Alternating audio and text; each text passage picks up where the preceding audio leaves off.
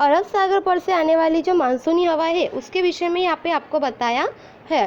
भारत में वर्षा ऋतु का आरंभ जो है यहाँ पे सामान्यतः जून के शुरुआत में दक्षिण भारत में केरल से होती है। अरब सागर से आने वाली हवाओं के मार्ग में जो है पश्चिमी घाट पर्वतमाला आती है। इस कारण से पूरे किनारे जो है पश्चिमी ढाल पर भारी वर्षा होती है और पश्चिमी घाट पार करके जब ये हवाएं प्रायद्वीपीय पठार यानी दक्कन पर पहुंचती है तब उनमें नमी की मात्रा जो है वह काफ़ी घट जाती है। इसके कारण जो उस क्षेत्र में वृष्टि छाया के कारण वर्षा थोड़ी कम होती है, जबकि पश्चिमी भाग में जो है वर्षा ज़्यादा होती है। मुंबई में 200 सेंटीमीटर से ज़्यादा बारिश होती है, जबकि उससे थोड़ी ही दूर आया हुआ जो पूना है वहाँ पे 75 सेंटीमीटर जितनी जो है यहाँ पे वर्षा होती है। पश्चिमी किनारे से उत्तर की ओर जाते हुए केरल, कर्नाटक, गोवा और महाराष्ट्र में वर्षा की मात्रा जो है जैसे जैसे नमी वाली हवाएं आगे बढ़ती है, नमी कम होती है, वैसे यहाँ पे बारिश की जो मात्रा है वह भी घटती जाती है। मानसूनी हवाओं की एक शाखा नर्मदा घाटी प्रदेश के भाग से मध्य प्रदेश में प्रवेश करती है।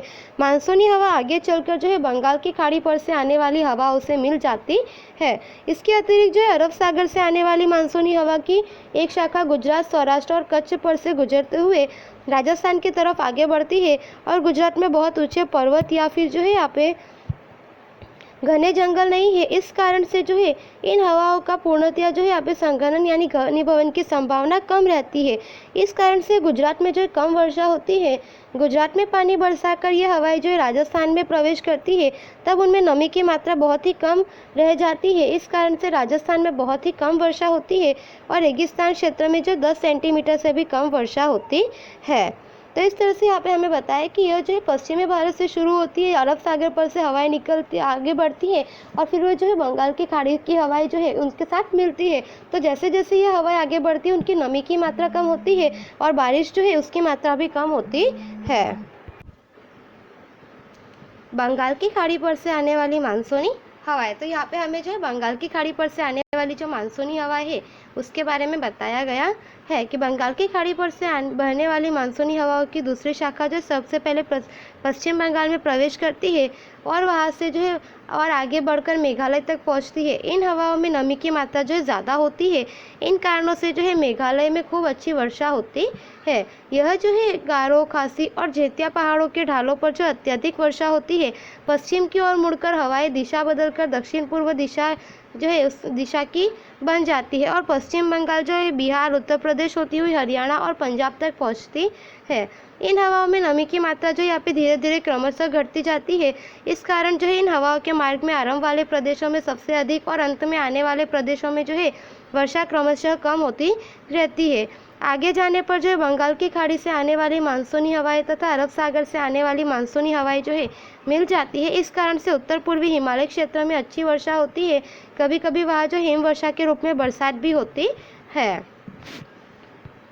मानसूनी यानी कि मौसमी हवाओं के साथ बंगाल की खाड़ी तथा अरब सागर पर से उत्पन्न होने वाले चक्रवात भी जो है भारत में प्रवेश करते हैं। उस समय में उन प्रदेशों में जहाँ चक्रवात पहुँचते हैं वर्षा ऋतु अधिक सक्रिय होती है। वर्षा ऋतु में जो है औसतन 6 चक्रवात जो है भारत की भूमि पर से गुजरते हैं और जो है बरसात लाने में सहायक बनते हुए मालूम पड़े हैं।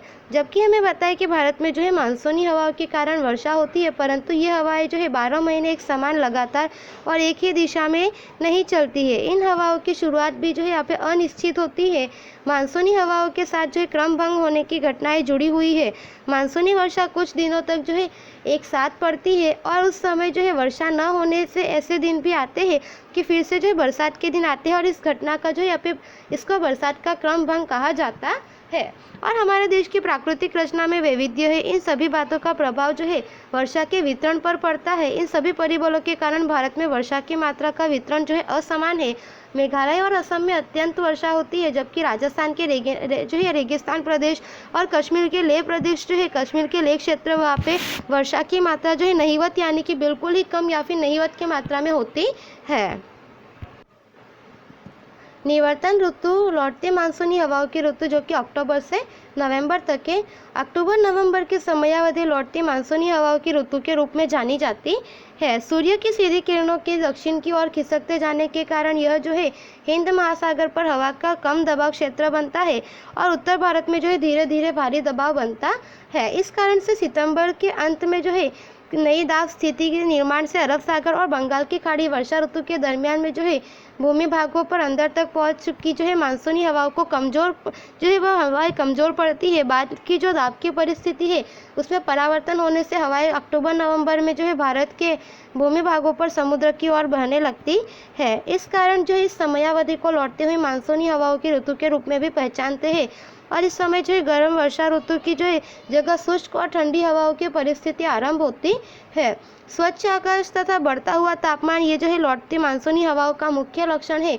जमीन नमी वाली होती है, दिन का तापमान भी बढ़ जाता है, रात में खुशनुमा ठंड होती है। उच्च तापमान तथा जो नमी की परिस्थिति है इसके कारण दिन का मौसम व्याकुल कर देने वाला होता है। इसे अक्टूबर हीट कहते हैं कि रात में जो है यहाँ पे मौसम खुशनुमा होता है और दिन में जो तापमान अधिक रहता है। ऐसा यहाँ पे मौसम उस समय दरमियान होता है।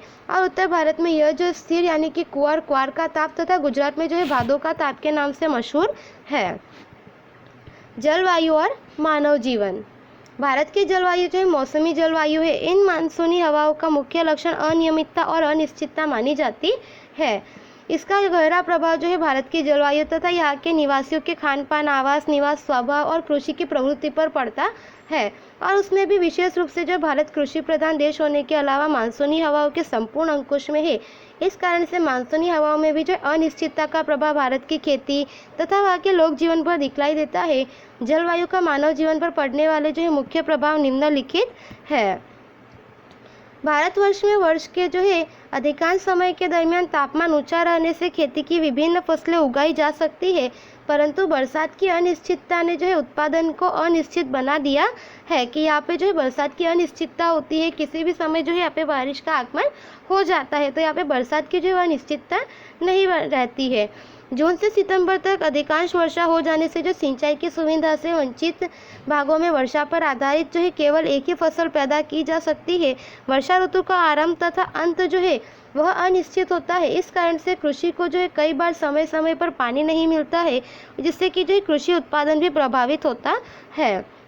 कभी अतिवृष्टि होती है यानी कि कम समय में ज़्यादा वर्षा होती है, इसके कारण फसल का विनाश होता है। नदियों में जो है बाढ़ आती है जिससे भूमि का कटाव होता है और आगे चलकर जो है खेत उत्पादन में कमी आती है। वर्षा ऋतु पूरी होने के बाद जो है कृषि मजदूरों के लिए आजीविका की समस्या उत्पन्न होती है। खेती का काम जो है 12 महीने न होने से बहुत से कृषि मजदूर शहरों की ओर स्थानांतरित करते हैं और कृषि आधारित उद्योग जैसे कि जो है यहाँ पे कपास, गन्ना, तंबाकू आदि में वर्षा की अनियमितता, कच्चा माल नहीं मिलने से जो है उन उद्योगों के लिए कठिनाइयाँ उत्पन्न होती है। तो यहाँ पे हमें बताया कि खेती जो है यहाँ पे 12 महीना न मिलने के कारण जो मजदूर वगैरह होते हैं वे जो यहाँ से गाँव की तरफ से जो शहर की तरफ जाते हैं और यहाँ पे कृषि उद्योग आधारित जैसे कि कृषि, गन्ना, तंबाकू वगैरह जो है इन सब के लिए वर्षा की अनियमितता है और कच्चा माल जो है यहाँ पे समय से नहीं मिलता है। ऐसी कई कठिनाइयाँ जो उत्पन्न होती है। अनियमित वर्षा के कारण पीने के पानी की समस्या भी विकट बनी है। रेगिस्तानी तथा प्रायद्वीपीय प्रदेशों का जीवन जो है वह परेशानियों से भरा हुआ है। इस तरह से जलवायु का गहरा प्रभाव जो है मानव जीवन पर होता है, जिसका सीधा प्रभाव मानव जीवन में जो है भोजन, पोशाक, व्यवसाय और आवास पर होता है। तो इस तरह से यहाँ पे हमें बताया कि जलवायु का जो सीधा प्रभाव है वह मानव जीवन पर होता है। तो विद्यार्थियों ये पाठ पूरा होता है। आपको स्वाध्याय दिया है जो नोटबुक में लिखना है। धन्यवाद।